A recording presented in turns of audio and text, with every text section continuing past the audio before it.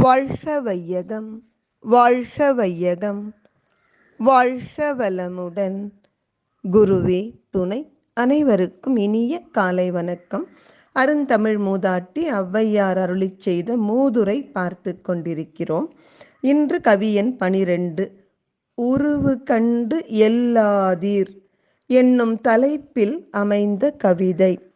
மடல் பெரிது தாழை மகிழ் இனிது கந்தம் உடல் சிறியர் என்று இருக்க வேண்டா கடல் பெரிது மண்ணீரும் ஆகாது அதன் அருகே சிற்றூரல் உன்னீரும் ஆகிவிடும்.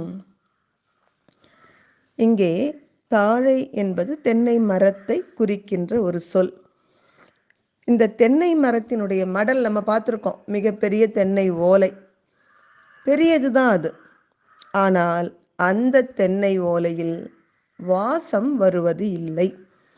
மகிழ மரம் பார்த்துருப்போம் நம்மள நிறைய பேர். அது தென்னை மரத்தை போல பெரிது இல்லை. மகிழம் இலைகள் சிறியவை, தென்னை ஓலையை போல பெருசு கிடையாது. ஆனால் அந்த மகிழ மரத்தில் இருந்து இனிய வாசம் கமழும். கந்தம் என்ற சொல் வாசம் என்று பொருள்படும்.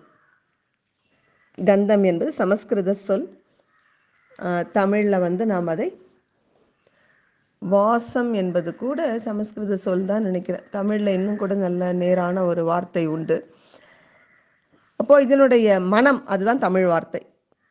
மனம் இனிமையானது. என்ன உதாரணம் இதற்குன்னா, சமுத்திரம் பார்த்துருக்கோம். அந்த கடல் மிகப்பெரியது. ஆனால் கடல் நீர் குடிப்பதற்கு உதவுமா? குடிப்பதற்கு வேண்டாம். இங்கே மண்ணீர்னு ஒரு வார்த்தை சொல்கிறாங்க பாருங்க. தமிழில் மண்ணுதல் அப்படின்னா கழுவுதல்னு ஒரு பொருள் உண்டு. கிராமங்களில் இப்பொழுதும் அதை பயன்படுத்துகிறாங்க.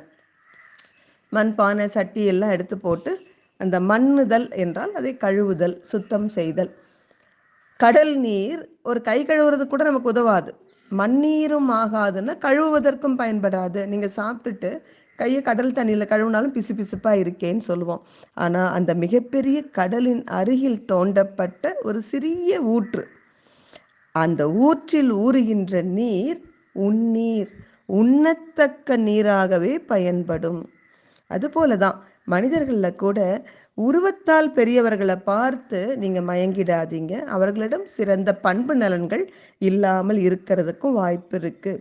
அதே போல் யாரையும் உருவத்தில் சிறியவர்கள் என்று அலட்சியம் செய்து விடாதீர்கள். அவர்கள் சிறப்பு தன்மை உடையவர்களாக, உயர் பண்புகள் கொண்டவர்களாக இருப்பாங்க. எனவே உருவு கண்டு ஒரு நாளும் இகழ்ச்சியாக பேசக்கூடாது. தொடர்ந்து சிந்திப்போம். வாழ்க வளமுடன்.